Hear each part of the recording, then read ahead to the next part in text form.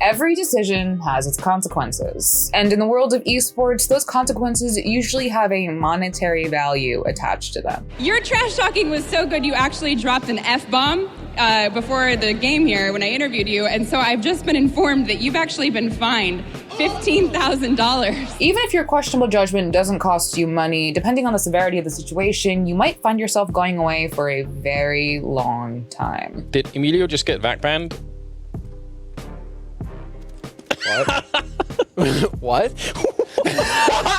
What? Today, we want to look at the moments that can destroy careers and reputations. The moments that play out in slow-mo right before disaster strikes. Let's get into it. But before we do, I have to remind you, as always, hit the like button, the subscribe button, and to ring the notification bell.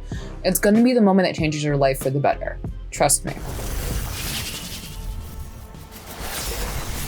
Toxicity in League is as old as the game itself. You have no mana! Get the f out of here! And apparently, not even the GOAT is safe from solo queue players who just want to watch the whole game burn. 한 판만 더 저런 애들 만나면은 그냥 솔랭 안 할게요, 저. 보이콧 해야겠다 그냥. According to a Reddit translation, the clip you just saw was Faker so infuriated by a certain player's conduct, he vowed to boycott ranked matches if he encountered anyone like that again. Trouble is, the player in question wasn't just some random. It was actually a Chinese pro, top esports Qingtian, who happened to be in the mood to ruin everyone's good time that day, and was fined $8,000 for it by the LPL. Despite a public apology, Qingtian also lost access to his Riot Super account until December of 2022, got slapped with a 2-series ban, and was fined a whole month's salary as punishment from his org. At the end of the day, it clearly wasn't worth it.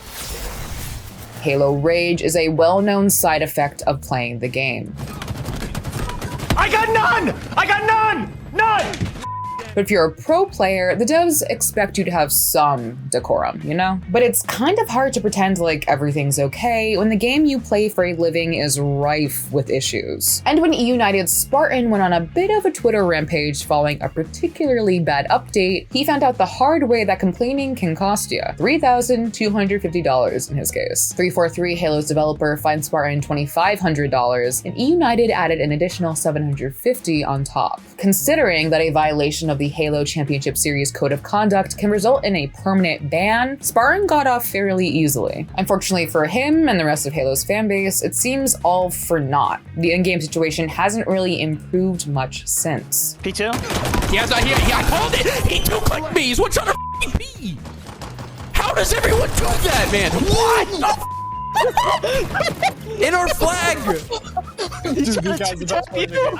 He's the best player in the I game. can't believe the shit I'm seeing!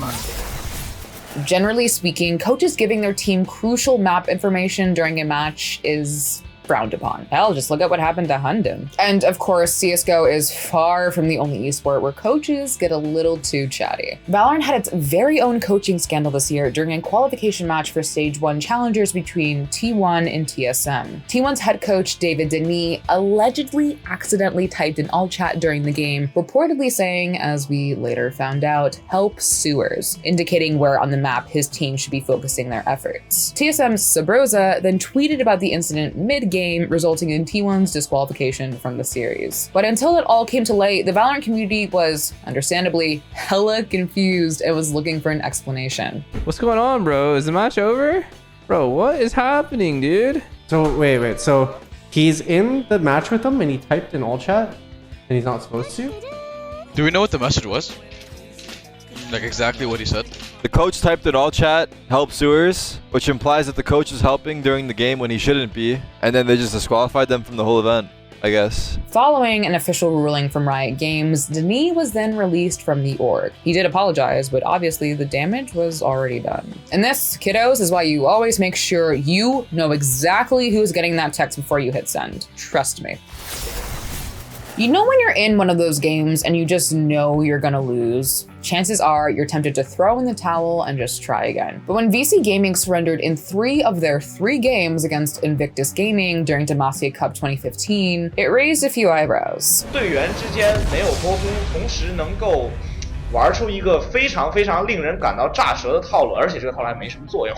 It turned out that it wasn't VC having an off day. Their support, Mata, just wasn't feeling it. Mata reportedly did stuff like play the game with one hand and idle in-game, topping all of that with his troll support pick, Jace, in Game 3. Naturally, Mata's org was not impressed, and he ended up shelling out an equivalent of $8,000 as punishment, and he got called out for a shitbaggery by his own team, as well as other LPL players. Maybe next time Mata doesn't want to play, he should just like fake a stomachache or something. Just to be clear, there is nothing funny about death threats, but sometimes you can't help but laugh at the ridiculous reasons that people make them. So to set the scene for you, it's 2017 and we have Immortals going up against Counter Logic Gaming at DreamHack Montreal. A few Immortals players showed up late, not exactly a classy move, but Immortals still ended up winning the matchup. Plant will go down, Finesse not in the open, but Henny, he's just ready to take this battle, steps back though, taking it, and there you have it, ladies and gentlemen, it's gonna be Immortals that take control of our first semifinal here. Disgruntled members of CLG then tweeted about Immortals partying the night before. Also, not a very classy move, but these things happen. Except it seems that FNS's words really hit a nerve for Immortals KNG, who then decided it was a good idea to publicly respond with a death threat. The actual tweet is long gone, of course, as is KNG himself, who was first fined 1 month's salary, temporarily suspended, and after an internal investigation, terminated. To the broader Counter-Strike community, thank you for holding us accountable to the ideals and the philosophies that we profess to believe.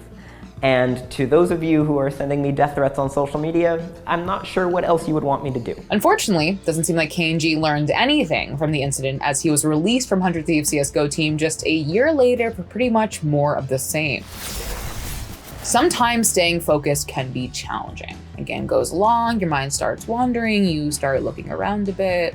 But Azubu Frost took their wandering eyes a bridge too far during their quarterfinals match against TSM at the League of Legends Season 2 World Championship playoffs. When fans noticed the team's suspiciously fast response times and psychic level gameplay, Riot stepped in, found evidence of foul play, and fined the team $30,000. As it turns out, Azubu snuck looks at TSM's mini-map with the stream they were sitting in front of, allowing them to predict how the game would unfold. But what's very, very fishy is, after he looked at the minimap, a few seconds later he pings that TSM is right in there. TSM is coming to the top, and how the hell did he know that? Now 30k sounds like a lot, but considering that Azubu Frost won 250k after taking second place at Worlds that year, it seems like a comparatively small price to pay. Fantastic, perfectly executed moves by Azubu Frost.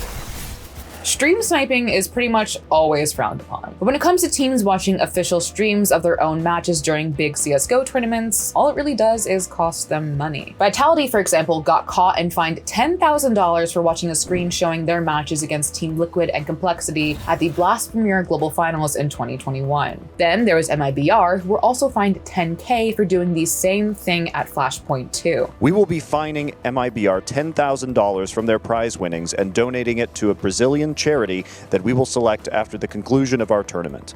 All Flashpoint teams have been notified that any evidence of watching the broadcast stream during their matches will result in disqualification. Those tournament streams are in a significant delay, so no harm, no foul, but you have to wonder whose spur of the moment decisions are costing teams $10K. Maybe take internet privileges away from that guy.